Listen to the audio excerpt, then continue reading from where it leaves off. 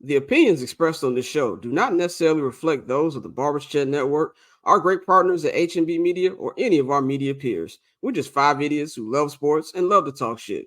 If you're offended easily, then this show isn't for you. And for those who aren't offended easily, sit back, relax, and enjoy the show. Remember, it's only entertainment. Getting paper on these player haters, old news, money on the other line, so I'm not gonna hold you. Money on the other line, so I'm not gonna.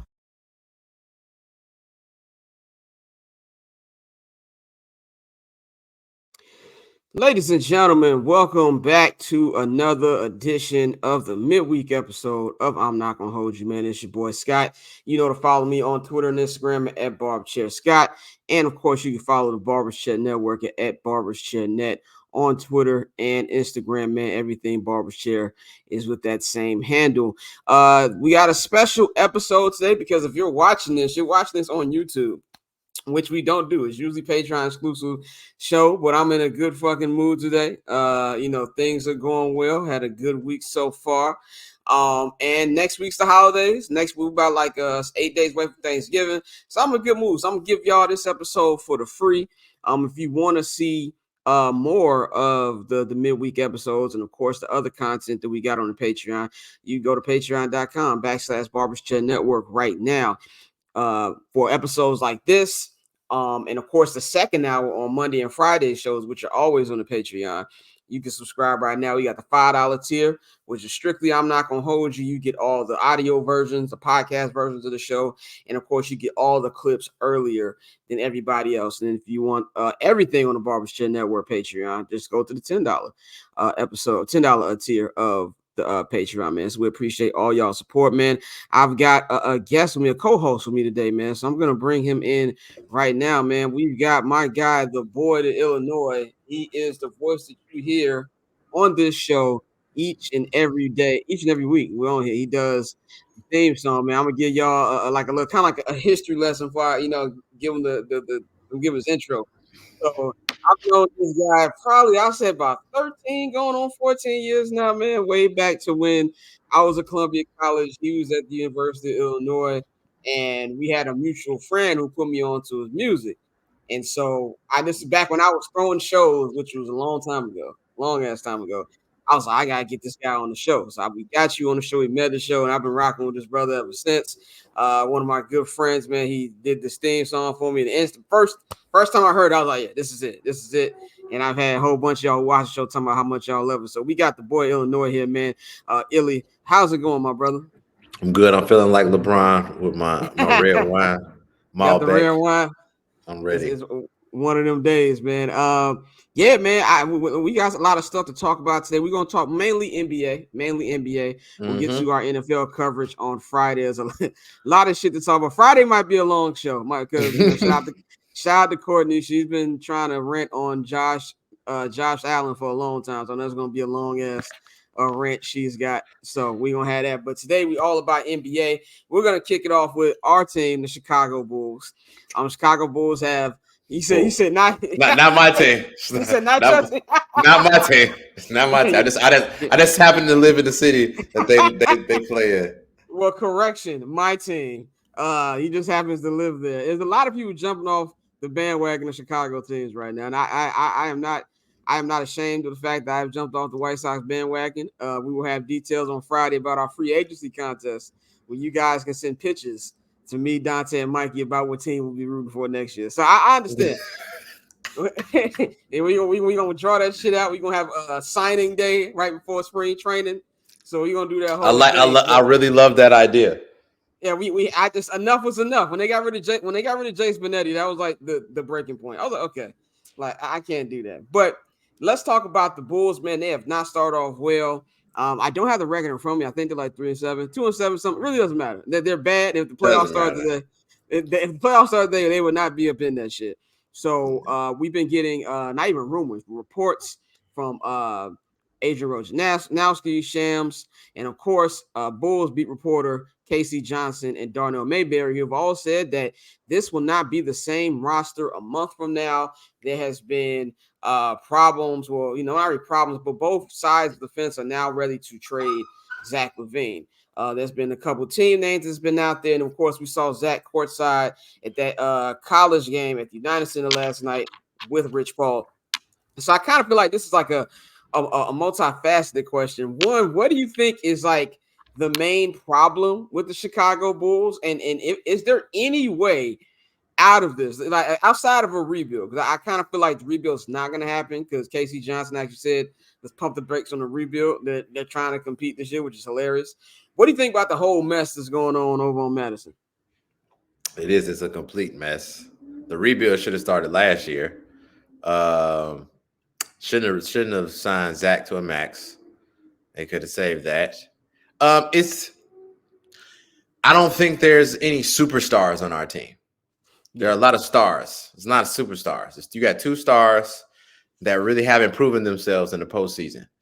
So it looks good on paper as far as like if you're a casual NBA fan, you hear the names like, oh, they got two good names over there. And then a solid center. All right, but everybody got better this postseason. That was supposed to get better. That made them leaps and bounds. And I'm ready for the Bulls to break up because I want to see what teams DeMar and Zach go to. Like what team will they make better? That's gonna bring more excitement around the league in general. Because again, last year I felt I turned in my pass to be a Chicago Bulls fan. I turned it in. I was like, here, take it. I went to the closest city to Cleveland. I know. I'm sorry, Joakim Noah. I went to Cleveland. I went to a Cleveland game last year for the first time. You went to a couple of them, didn't you? You went to like a couple last year. Yes. I'm a Cleveland fan. Big Darius Garland fan, even though he's having a rough start of the year. Still, the Cavs having a rough start too. Yeah, still better than the Bulls. I'll tell you that. 100%. Tell you that much. And they got exciting talent, which is something the Bulls don't have. They do. And they got cup holders in their stadium as opposed to the UC. Shout out Pav because I did not notice it until I started to go. He mentioned it, and then I started to go to other cities' basketball games, and I was like, "Yo, we don't have cup holders. I got to put my shit on the floor." I'm going to go even further. Outside of actual where the White Sox play, which is hilarious that the White Sox have the best stadium in the city, which is funny as shit. Every stadium in Chicago stinks if you compare them to others. Wait, I'm at Allstate. I like Allstate. You like Allstate? I do. Allstate is cool if it's like for like college stuff. Like I went there for a WWE event. The two times I've been to WWE events, and it just felt real janky in there to me. So, but I went for all the WNBA games. So it was probably had like a different layout for that. Yeah, and yes, it's I like it. That's a vibe. It's probably the better. I would rather go there than the UC for sure. 100%. It's like when Pappy said that, I've been to United Center more times than I can count. And then I went there for All-Star Weekend. I was like, yo, they really don't have any. I promise you it never dawned on me to pass that time. I was like, yo, that's crazy. I'm just so used to on some front porch type shit, putting your drink right in front of you on the ground. Floor, right. You know what I'm saying? Like I'm used to that. You go to Staples Center, like you ain't gotta live like this. Is that you ain't gotta live like that. Come on over here. Stop doing that. No, but so the Bulls also the coaching, right? And this goes into a whole nother level, not to go off on a tangent, but my thing with Russell Westbrook has always been he never had a good coach. He's always had rookie coaches or coaches who haven't really proved themselves that he can run over. And just so happens that Billy Donovan was one of those coaches. I don't think Billy is, as even though we got the same real name, I don't think he's proven himself in the NBA whatsoever at all as a coach to make adjustments, winning, period, nothing, because with this roster constructed the way that it is, you should actually absolutely get more out of these players. I don't know what's going on. I don't know what's going on with Patrick Williams. And then also I will say Lonzo Ball was a big hit. Yeah, massive. It was a massive hit. And I really believe that we would be top 5, top 10 team if he was playing. I mean, he's the motor of it. To me, it's like, and I think it was my guy Lotto who said this. He's kind of like a point guard version of Draymond Green. Like he does so many things. Like he facilitates the offense. He gave Zach and DeMar easier shots. He frees up Caruso to do his thing. Not only that, he's one of your best defenders. He's one of your best 3-point shooters. And let's just say you got Lonzo on this team and you got a Javon Carter and a Torrey Craig. It makes those signings feel a little better. But here's the issue I have with that. any reasonable general manager or president. By the way, us Bulls fans, we crowned them way too early. How fed up we were with Garpax. Yeah, we're just like, oh, anything's better. We absolutely did. Yeah, and to the point now we look at, he looks like he's worse than Garpax. At least Garpax draft picks got on the fucking floor. What does Dalen Terry do? Like, I don't even know the other dudes. I forgot he was on the team. I get angry every time I watch Tyrese Halliburton hoop because I think we got this fucking florist nigga on the floor with Patrick Williams. How many times can we say that in the past 10 years? Oh, man. Oh, wish Marcus we could have had over Draymond Green. Tyrus Thomas over LaMarcus Aldridge. I'll be all day. We can go for man. We can keep going on and on. We can make an all-star team of the players that we skipped over that we should have picked. We and that's we can make an all-star team. An all-star team. Who's evaluating their talent over here? I need to apply for a job. Put it on LinkedIn. I'll be there. Anything Reinsdorf you can apply for, because even if you look at the White Sox, it's the same shit. It's the only difference is the Bulls had Michael Jordan. So the Bulls are like that car that looks nice on the outside. When you get in it, that engine is terrible. Yeah, like that's it's a lemon. Yeah, it's a the White Sox is just a bad car. Yeah. But it's like even with the White Sox, it's like, oh, we're gonna get rid of Kenny Williams and Rick Hahn, but we're gonna hire the guy who didn't even know how to develop the bust prospects we had. We'll let him be GM. That's the Reinsdorf way. It's I don't know, man. It's Chicago, and I'm just so tired of Chicago sports. They need to give me something. They need to give me something to root for. But the Bulls should start their rebuild. Anybody who's not a hockey, and I'm not a big. I'm cash. I'm a bandwagon hockey fan. I only watch. Yeah, same. Connor Bedard. But Connor Bedard don't make no goddamn sense. He's something to watch. He is must-see TV. Now I'm 18 years old. I'm not a hockey guy. But when I started watching highlights of Connor Bedard, I said, guess what? I'm going to Blackhawks games this year. I'll be there. He's 60 story on him like a couple years ago. And when he just got in high school, and they was like, oh yeah, he had agents coming to his mother in 7th grade. So when I found out the White Sox, not the White, but the Blackhawks got the number 1 pick, I was like, oh, this hockey LeBron right here, and they come out and do that shit. So that's the only thing that Chicago sports got going. Now, here's my question I have for you with Zach LaVine more specifically, because I do not feel that DeMar is going to go anywhere. So I kind of feel like it's just going to be on Zach LaVine. You know what I'm saying? And I feel like with Zach, is there anything that you like? To me, Zach's just not that guy. And there's nothing wrong. I'm not saying he don't deserve the money. We all know in today's sports landscape, the money is not about the player. It's about the market and the situation. Do you think? I think if he goes to a team like the Lakers, he's going to kill it, because you got LeBron and AD. He's free enough to do. He's just not that guy. What do you think about Zach? Yeah, because I was wondering where I think LA would be a great fit for him to go to. He's not the guy, and it's okay. That's fine. Just be the third guy, as long as you can contribute in your role. I'm trying to feel. Because of what we were saying earlier, slow down on the rebuild. It's like, who are we going to get back? That's what I want to know. Like, who are we getting back to actually compete this season? Yeah, I think they should tear it down. I'm saying what Casey Johnson said, because we all know exactly. The Reinsdorf way. And I feel like, and this the problem too. Even if they did rebuild, we going right back to what I just said. Patrick Williams ain't done shit. Dalen Terry can't get on the fucking court. So I don't even college basketball season is just about to start. Or starting already, and I don't know what the top prospects are gonna look like for next year, and can he identify those? I don't know, man. I don't think anybody in that organization could identify anything at this point. And DeMar, I really respect DeMar as an NBA basketball player. I really do, but he's not a 3-point shooter.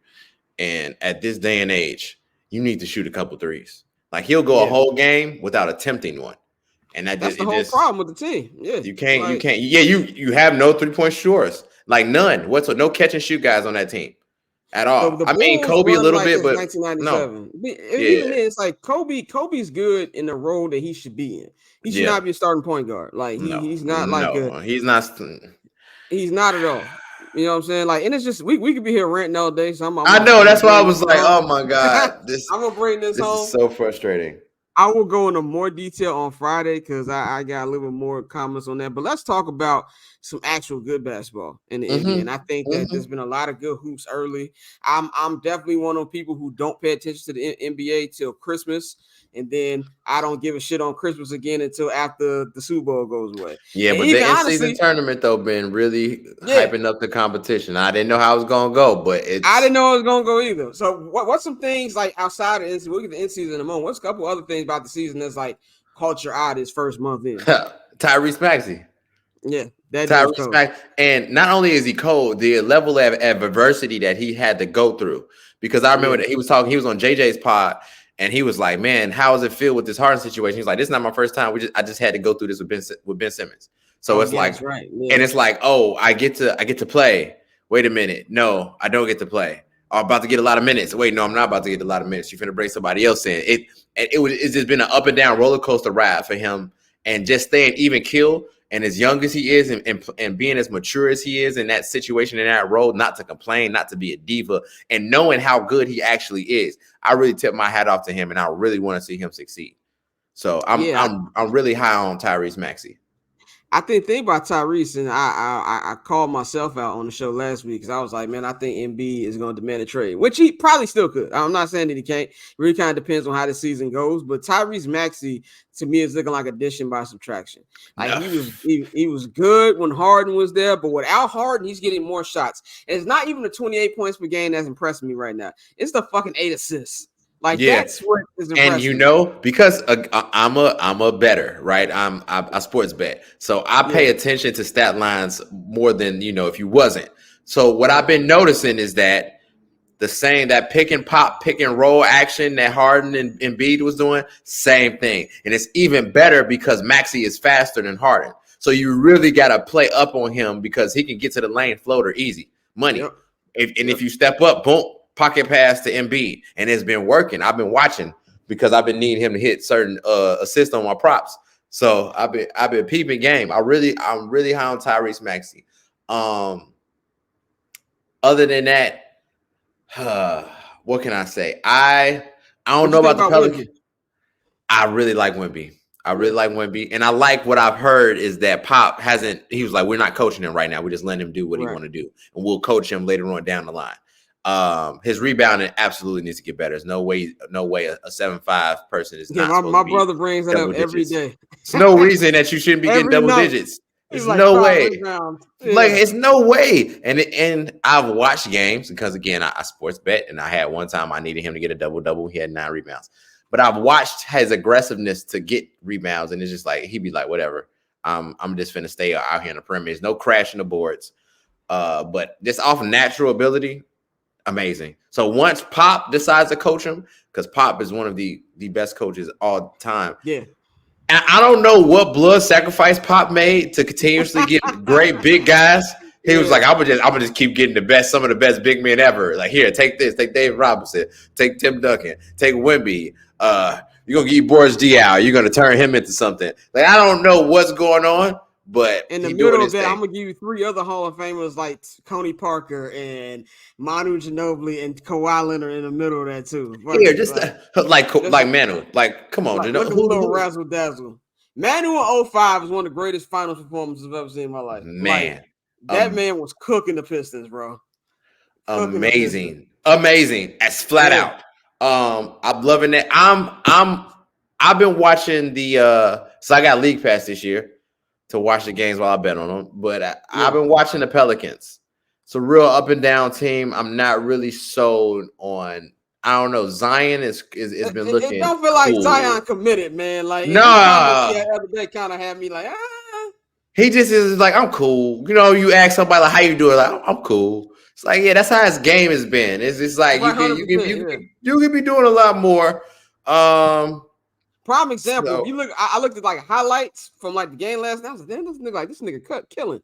I looked at the box score. It said 19 points. I was like, that's a big. They won by 20. They won by 20, but still, yeah. They've been getting beat up, blown out, and then they've been blowing out people. It's been real up and down. I don't know. Of course, my boy James Harden.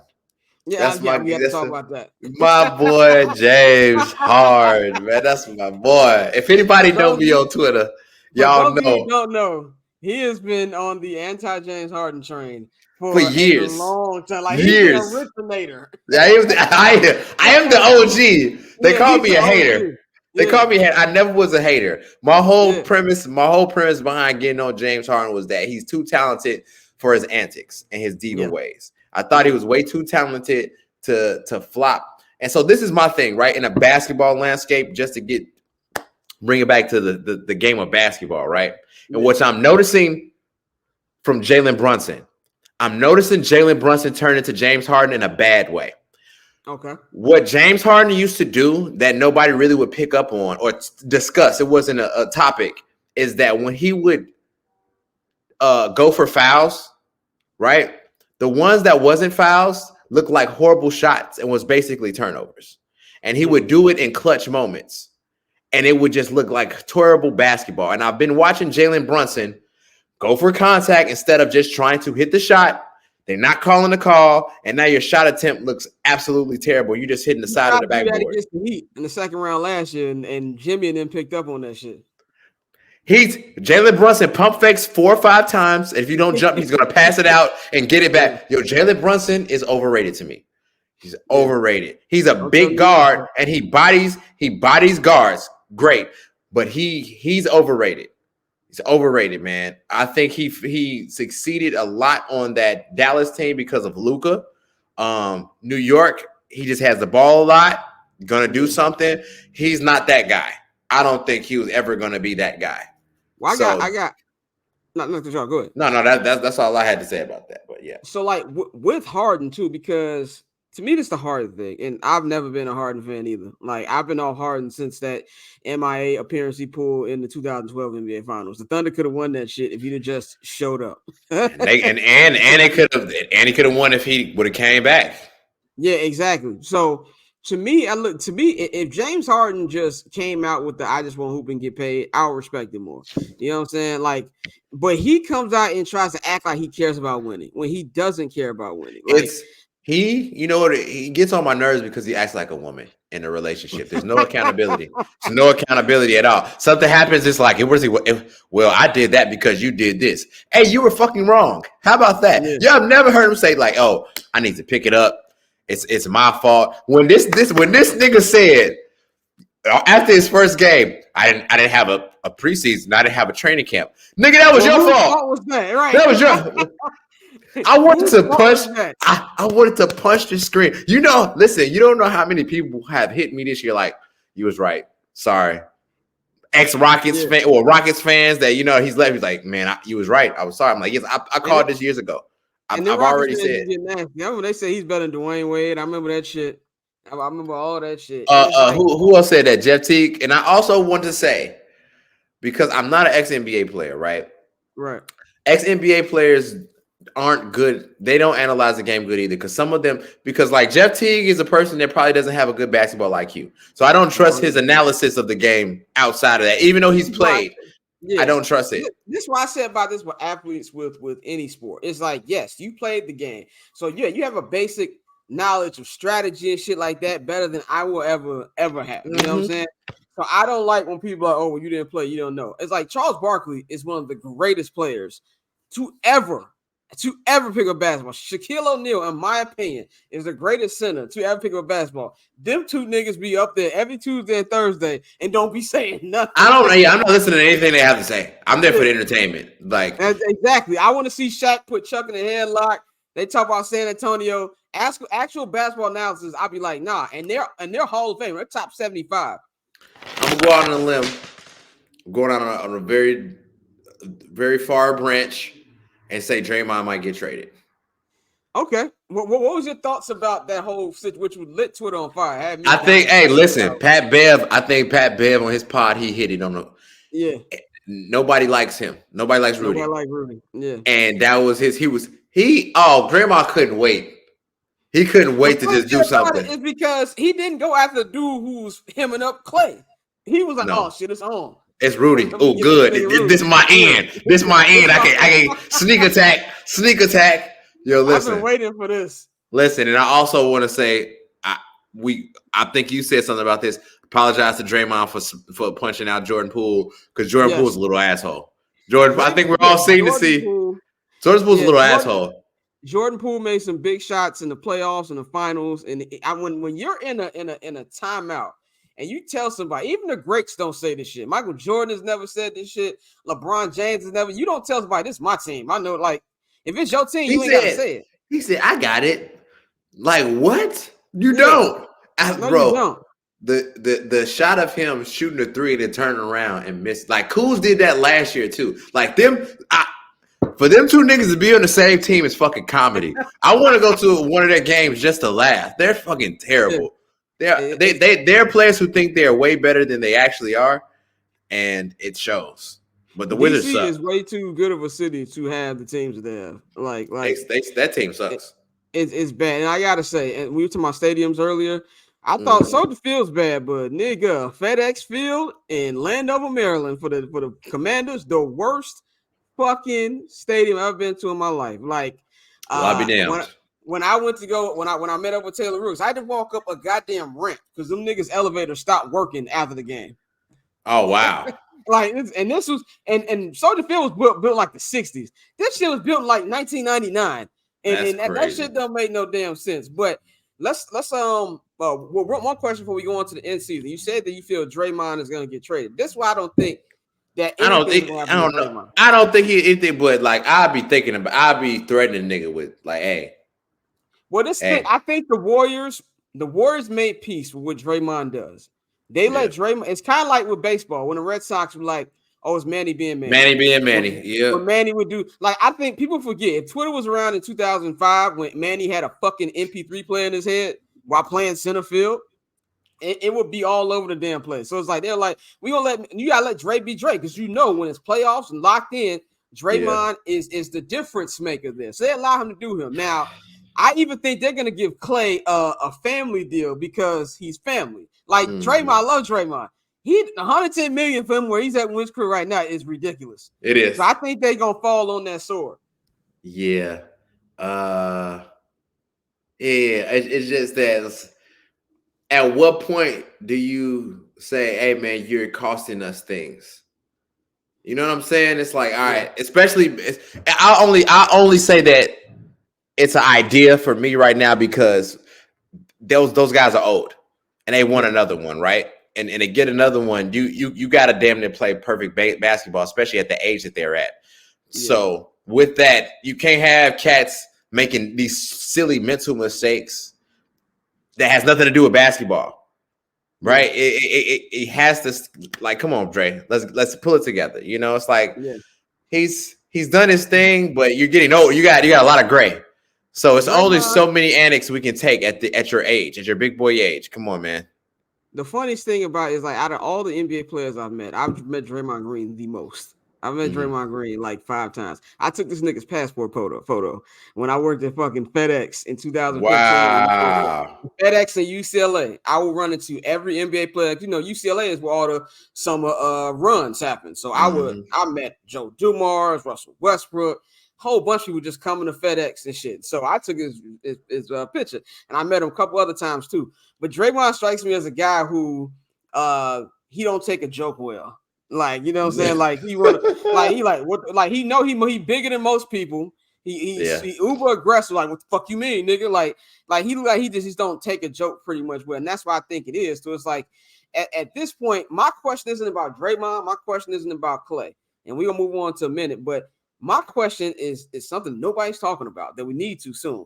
This Warriors team is not gonna get any better, just for the simple fact that the 3-point, I don't know what happened to Andrew Wiggins. After he won the championship, he fell off a cliff. I don't know what happened. I know he had some personal shit last year, so he never really recouped back from that. Chris Paul, as much as y'all know, I can't stand Chris Paul. I've been a Chris Paul hater since I can't remember how long. And I will go on record, I am a hater. I call him the State Farm agent. But his patent mid-range shot, that's done. It's dead. It's not coming back. He can't defend like he used to. And we all know he's going to get hurt eventually. Steph Curry is playing some of the best ball he played in his life. When is Steph going to be like, look, I'm hooping. I only got a couple more years. I want to win a couple more championships. That's the question that I don't think people talk about. I feel like that's what I'm saying too, is that he realized like the window's closing and I want a couple more. So, hey, get your fucking act together, guys, because I want a couple more. And what you guys are doing isn't looking like it's going to add up to it. So I love you, but it might be time to switch some shit up. And it wouldn't be bad for either party. And hear me out. That's why I said it won't be bad. You will get a ransom for Steph Curry. A king's ransom. A king's ransom. Because Steph, I feel like Steph won that 4th championship. Now people can't say anything about Finals MVP. Nah, you can't. Which was done to begin with. Finals MVP is the most overrated award that we hype up. It is. To ever fucking begin with. But now that it's like he's playing like him and LeBron. And of course, LeBron is way more impressive because LeBron been doing this since I was 14 years old. But it's like, it's to the point where it's like they're getting better. And if you're the Warriors, they got that high luxury tax. Bob Myers isn't there anymore. You could be like, yo, Steph, we're gonna send you to a team we want to send you to, and we're gonna get picks, we're gonna get players, and they can start their rebuild. I'm not saying it's gonna happen. I'm not saying that Steph is even thinking that. Maybe Steph wants to be a Warrior for life, but it's something we need to monitor if this season continues to go the way I think it's gonna go. Absolutely, I agree. Let's talk. We're gonna talk in-season tournament. Then we're gonna get into some hip-hop shit, which I really want to get into that conversation. Let's talk about the in-season tournament, man. I have been a anti-Adam Silver guy for a long time. Let me be very clear with my Adam Silver dislike. Okay, like first of all, he looks like a terrible version of Lex Luger. Like, you know what I'm saying? Like Lex Luthor, my bad, not Luger. He looks like Mr. Burns. Yeah, he looks like Mr. Burns. He looks like Mr. Burns. I like people who I'm gonna be real. I want all my commissioners to not be shit, and I want them to know they're not shit. You know why I fuck with Roger Goodell? He knows he's the devil. He knows it, but he doubles down. And Adam Silver like do this fake. Oh, I'm nice. You know what I'm saying? No. I care about black issues because we got Black Lives Matter on the court. You know what I'm saying? Like that shit was the weakest shit ever. I hated that shit. Roger Goodell like, oh, I don't care about that shit. But guess what? Let's put no racism matter. No racism in the end zone. I'm trolling y'all. You know what I'm saying? Like, so, but I would give Adam Silver this. I'll give Adam Silver this. The 2 last things that he did, that play-in tournament, I was like, what the fuck is this? I was like, that shit's not gonna work. I love the play-in tournament now. Like, I ain't gonna lie. It's very entertaining. I promise I was like some of the players, like I don't know what's going on, but I like it. I don't. But it's new, it's fresh, it's new. So of course nobody really got a gist of it until it actually follows through. Anything new, people question right away. And then especially you have a team that went to the NBA finals because of playing now. That opens up everything. I will say this. Whoever's on the design team for the NBA, they need to put it on LinkedIn. They need somebody else because those jerseys are trash. Those jerseys are trash. Them courts make my eyes bleed. Yes, the color. Terrible, somebody. They need somebody who went to school for it because the colors are clashing. I'm a fashion guy, so like for the colors, like it's very much so. I've heard a lot of people like, yo, it's getting to my eyes. These courts, like the picture. Look, when they released the images, it looked cool. It looked cool. Then I watched the game and I was like, let me turn the brightness down on my TV. Yeah. What the fuck is this? Like, I legit thought my TV was tweaking. I was like, nah, I pay too much for this TV for this to be looking. Yeah. Like, fuck that. Real deal, dog. Real deal. Now I'm a fan. I'm really excited to see what Vegas is going to look like. Yeah. I'm very excited, but the games have been. Vegas becoming a sports capital low key. You got the Vegas one back to back. The Aces won back to back NBA WNBA championships. Even though the Raiders 5-5, Antonio Pierce got them niggas back in it. Allegiant Stadium, one of the best stadiums.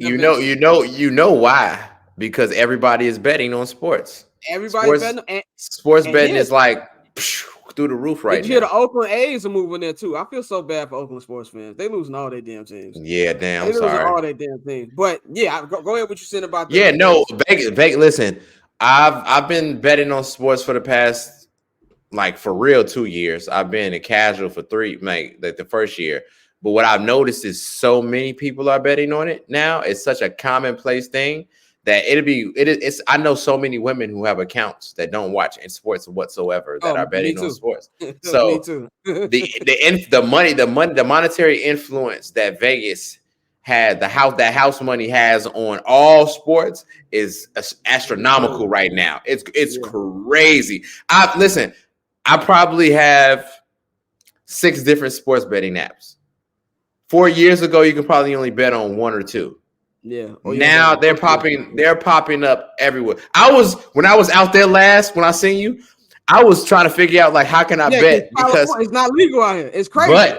But you could do underdog and prize picks.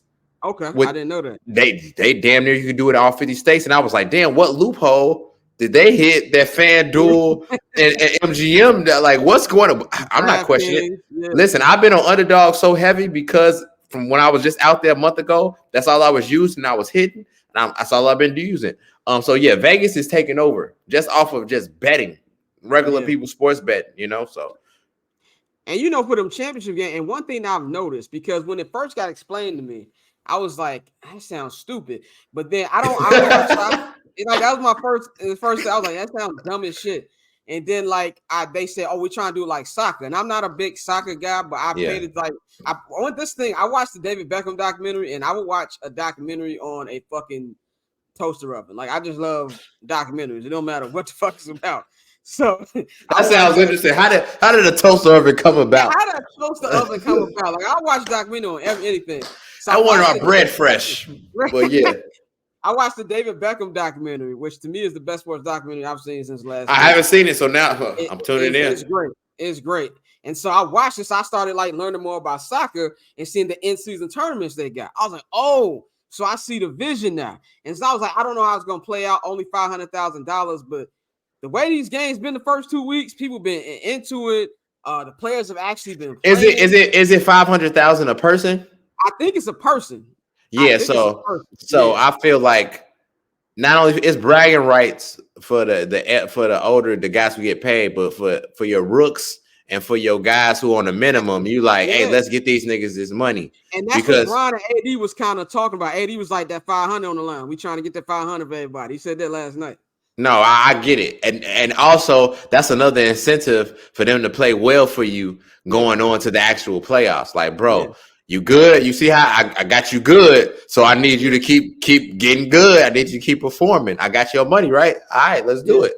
And I also think too, it's like future wise, if you're up and coming young team, like the Thunder or some shit like that, or even I love what they're doing in Houston, that could be one of your stepping stones. Like, oh, we won the NBA Cup. We'll try to do this thing next year. And if you're one of the top teams, it's like you trying to collect them shits like Infinity Stones. I think the championship games are gonna be great because it's Vegas. It's a venue. It's gonna be like an equal footing, and you want everybody pull up to that shit.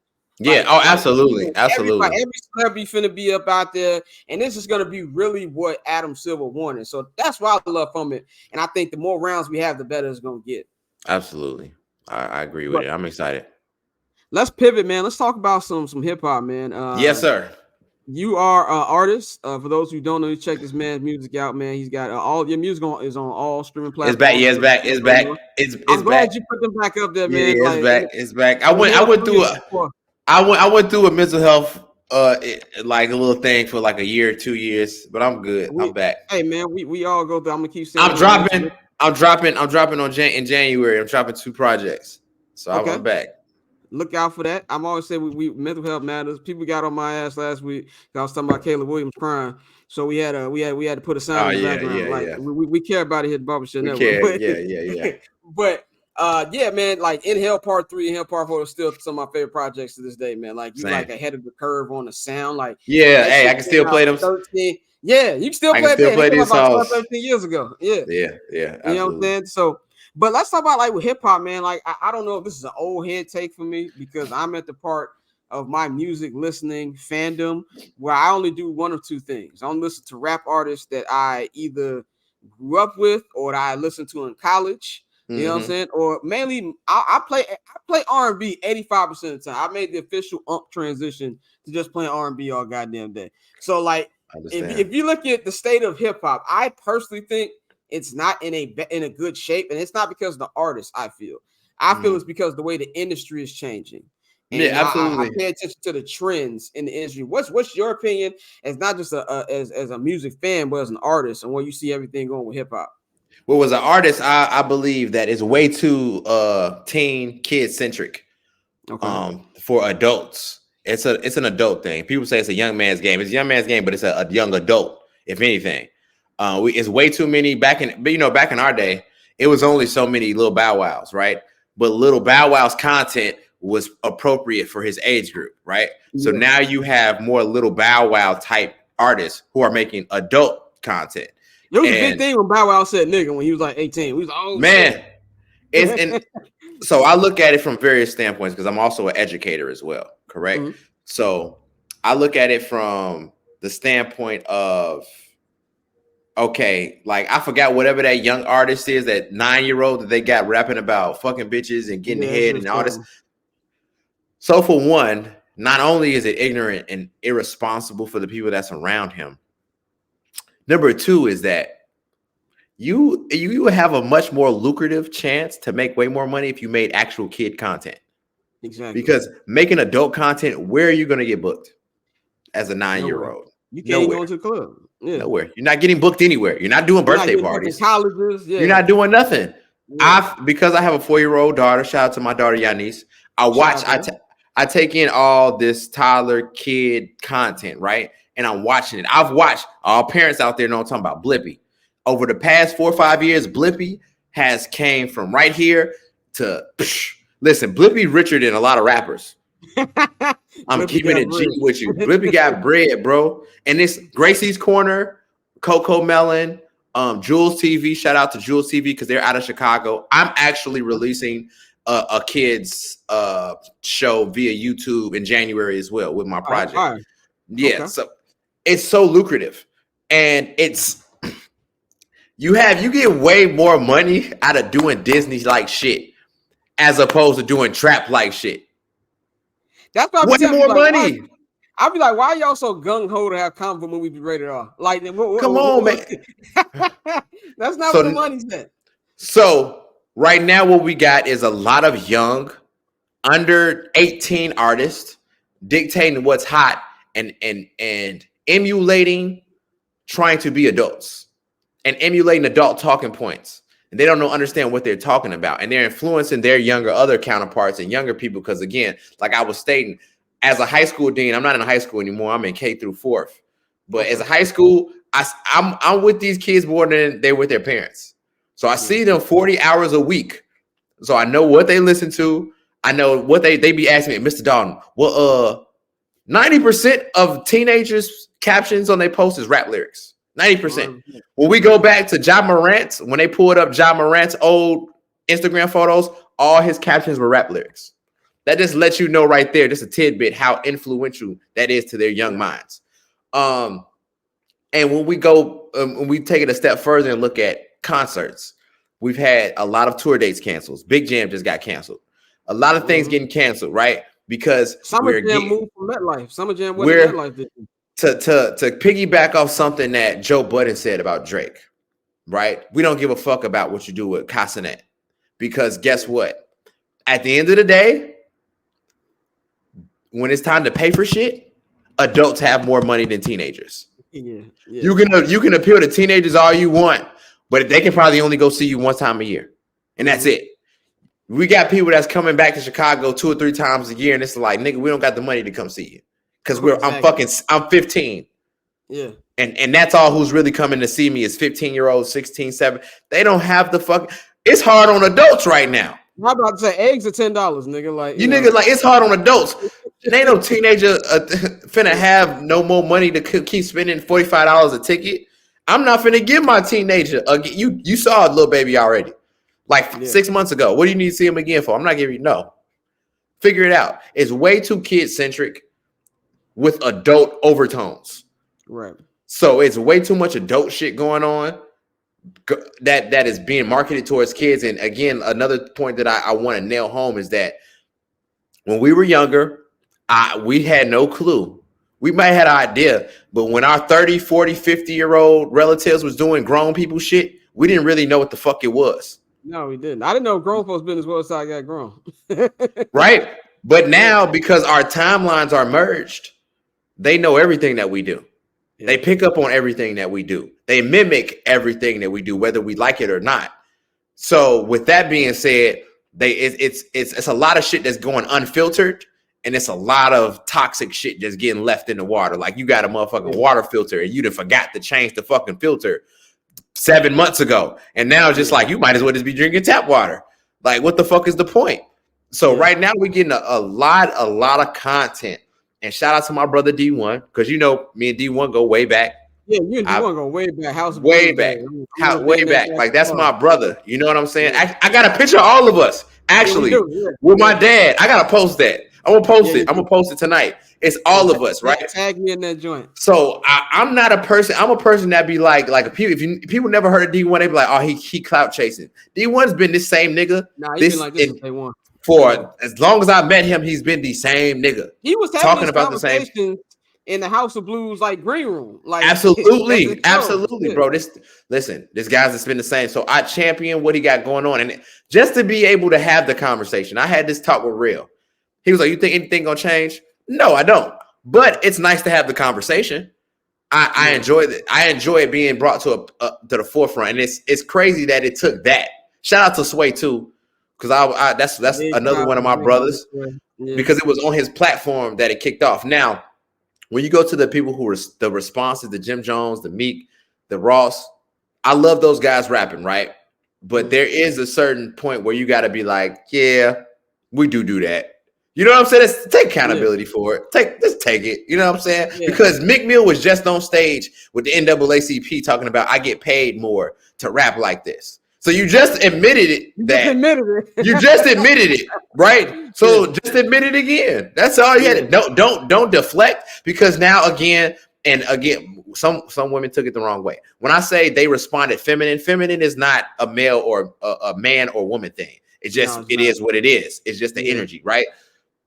I can hear, especially when Jim Jones responded, I can hear the triggeredness in his voice while he was responding. I can hear it in Ross, and Ross absolutely character, but he broke character on that one. He broke character, and once you start in, like on Twitter, right? Once you start calling people names and you're not addressing what they said, then it's like you lost. You lost. You're not taking accountability. You didn't change it, shifted it to something else. And then when Jim Jones was like, "Oh, my cousin might not like it, he'll smack you," it's like, hey, that's exactly what the fuck we're talking about, bro. It's like you're 50. It's like you're 50, bro. Like, keep your head down. Keep your head down. And it's like, bro, he mentioned you guys' name in love. He said, I love y'all. I want you guys to do better. I love. So if that's how you respond to love, I really don't want you to be a voice influencing nobody. Yeah. Because now you're dangerous. You probably amping up your cousin. Like, hey, you see that nigga, smack that nigga. Yeah, bro, we've gotten to the point where conflict resolution is out the window. And I feel like as black, I think it went out the window a long time ago.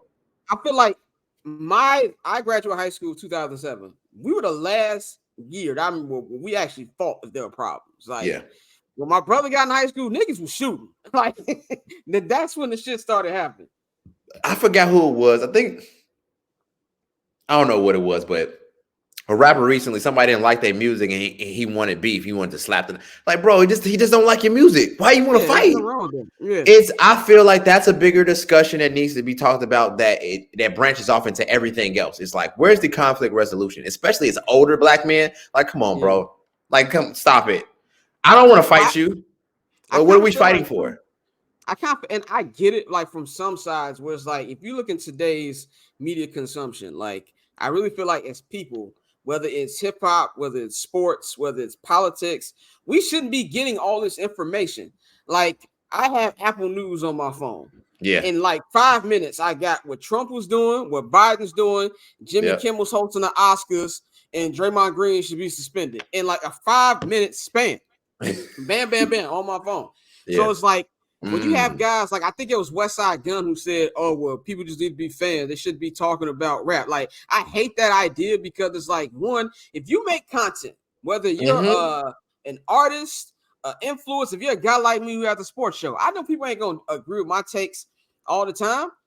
In the month that I've been doing this show with the new format, I had more people talk shit than If absolutely. I'm putting content out of the world, I'm expecting it for it to be critiqued. And the thing that kind of is like, you're only saying that because we have different outlets.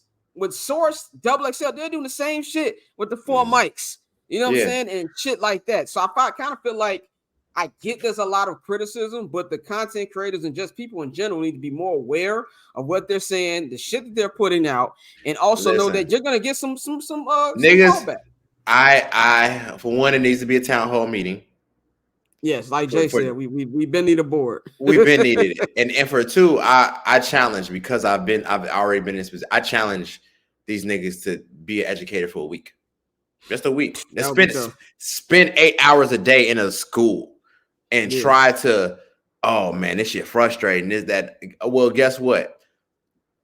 They're watching you and listening to your content, but not only that, more than likely their parents are too. Their parents was probably raised on that. So now I've had kids last year, in my last couple years in high school, I had kids pull up to the school smoking with their parents. And it's like, hey, we're not thinking, guys. Yeah. Like I can't have your kid in the school reeking.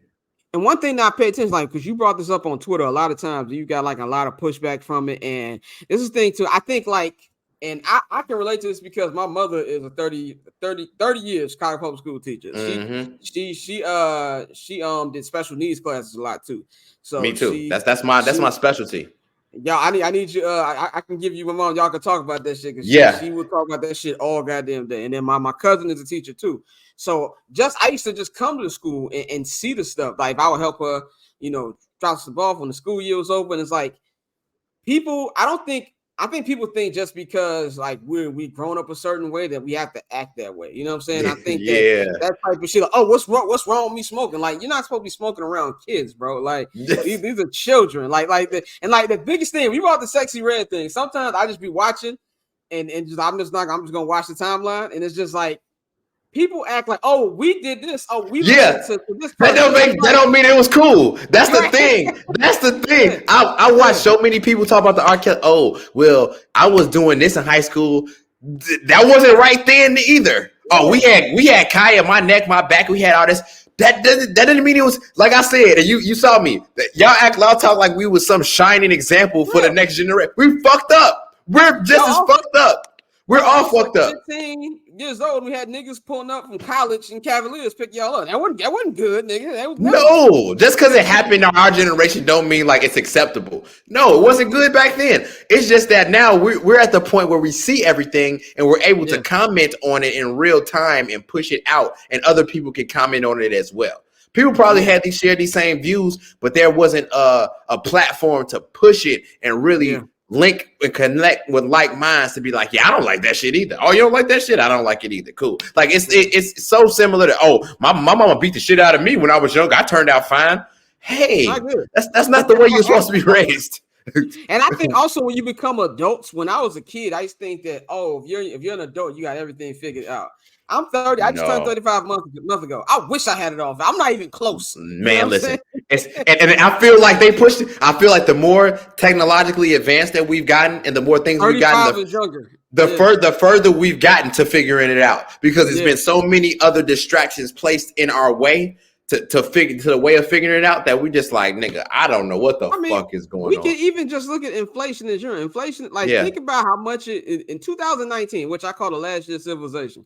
2019, it was a different world than what it is right now. So I'm gonna give y'all I study a lot of magic and science and stuff like that, and other cultures and things like this. So I'm gonna give y'all a quick tidbit because you just hit a point, right?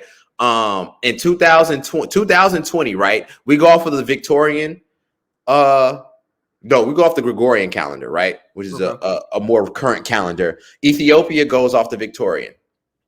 In 2020, our 2020, it was 2012 to them.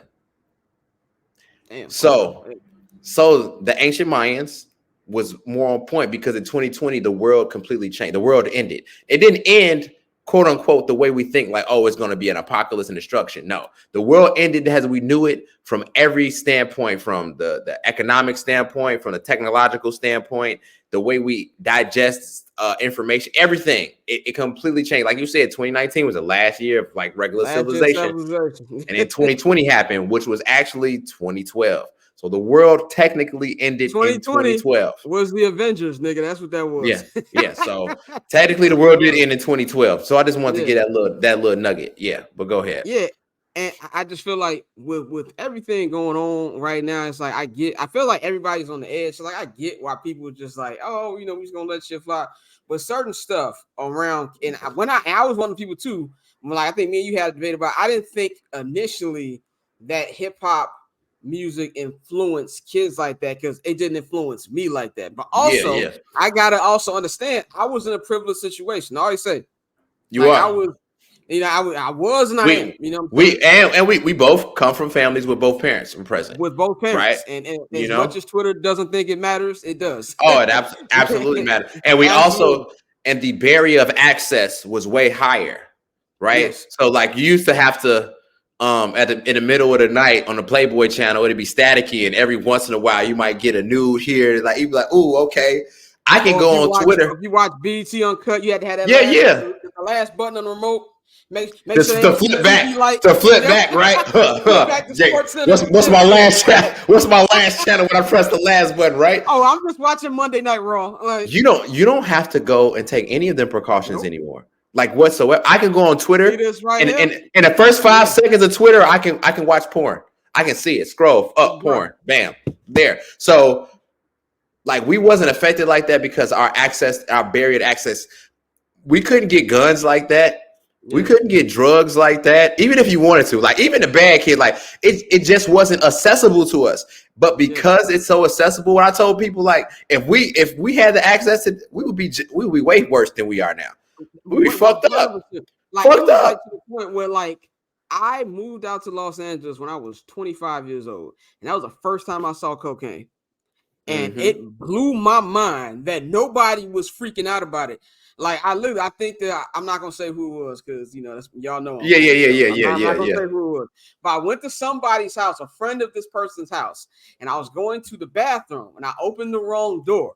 And it was like, "Oh, you want to hit this, bro?" And it was some line. I was like, "I am good. I just want to know what a fucking bathroom is." So it's like I never seen that. Anytime I'm going to Chicago now, 10 years being out in LA, seeing somebody do coke is like seeing somebody drink water. Absolutely. I've seen it so many times. I've gummed. I put it on my gums once. My whole face went numb. I was like, "Oh, this is what this is what Wayne and Joel was talking about."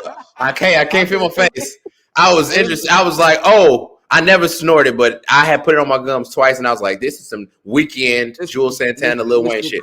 Got it. I had students on ecstasy every day.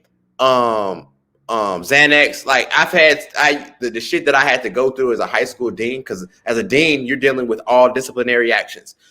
Man, the amount of things I had, 4 or 5 carjackers, I had probably 2 or 3 shooters. Like, these was kids I would regularly conversate every day. And then when I would talk to them, you would be like, "Man, you're a baby. You're a baby." You know what I'm saying? Like, you really try to do all this adult stuff, but you're a baby. You get sensitive. People who like 21, 22, they're fucking kids. Like, I'm fresh back on the dating scene right in the past year or so, right? And I'm talking to 25-year-old women, and I'm like, 25 is like 21 to me. Y'all haven't lived an adult life yet. Y'all had no type of adult life yet. This is the crazy shit. I'm gonna close up with this. We wrap it up. This is I had like a Twilight moment. So when I'm covering the Bears, so it's like one thing that since I've been in sports media. You know me. You've known me a long time. I used to be a super crazy sports fan. I'm way more realistic than I used to be. I don't lose my shit over any of my teams. It's because I see once you see how the food is made, you get a different opinion.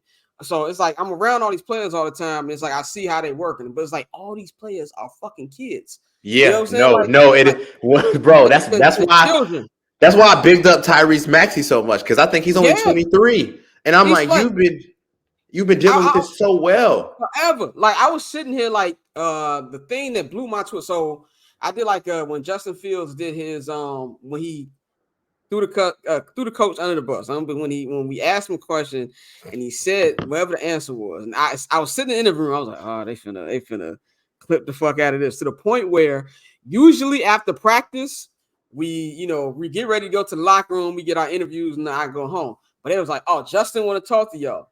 So I was like, "Oh, he had to talk to PR. So now he's gonna clean that shit up." So in my head, he's doing all this, and I got these grown ass folks with me, white people who really don't understand what young black men go through. I'm like, this dude's 23 years old. Yeah, you expecting all the accountability from a 23-year-old?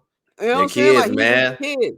He's a kid, bro, and it's a lot of kids, and that goes back to wrap it up, to bring it back full circle, is that these are grown men continuously perpetuating and bringing kids into the fold. Like, yeah, little nigga, that's what I like. No, bro, you're close to 50. You're knocking on 50, man. Like, you're a send off at this point. You're a send off. Stop being a send off, man. I don't care how much money you got. None of that. So like, you can talk about, I do turkey drives and bike drives, but guess what? After that shit's eaten and after that bike's ridden, don't nobody give a fuck. Yeah, I mean, nobody cares. Like, Frank Lucas did turkey drives, nigga. He's one of the biggest criminals of all time. It's like, what the fuck are we doing? Like, that means nothing, nigga. Like, that's like starting a foundation. Like, hey, listen, and lastly, I got to end on this because Jim Jones said something like, "Don't knock how I get my money. Don't knock my hustle." And I'm like, hey, it's hey, so I can't knock a human trafficker's hustle. That's a hustle. I don't respect that hustle. I don't respect the way you get money that way. I don't respect you selling kids. I don't respect you selling body organs from, like, come on, man. Every hustle ain't a good one. The number one quote that I've ever received, one of my number ones, I'll give you two before I go. One is, never praise a man's wealth until you first learn how he acquired such. And number two, do everything in moderation, including moderation. And that's how I'm in. That's the word right there, bro. It's always good to talk to. We gotta have you on summer sessions, man. We can get to a real deep with no time limit. It's all good. You just hit me. I'm there. Oh yeah, I'm gonna hit this me, Merk, Pavi, and J.R. Banks. So we into a lot of conversation on there. We'll be behind the Patreon. We can get to nitty gritty, man. But definitely want to have you back on in January when your album drops and your project drops. You come on and talk about that. We'll have you on with the whole crew, and we'll have a little more basketball and things like that to talk about. Tell everybody where they can get in tune with you at, where they can follow you and everything like that. Yes, sir. The Boy Illinois on all social media. ILlyMusic.com will be back up and running at the top of the year when I drop my new project.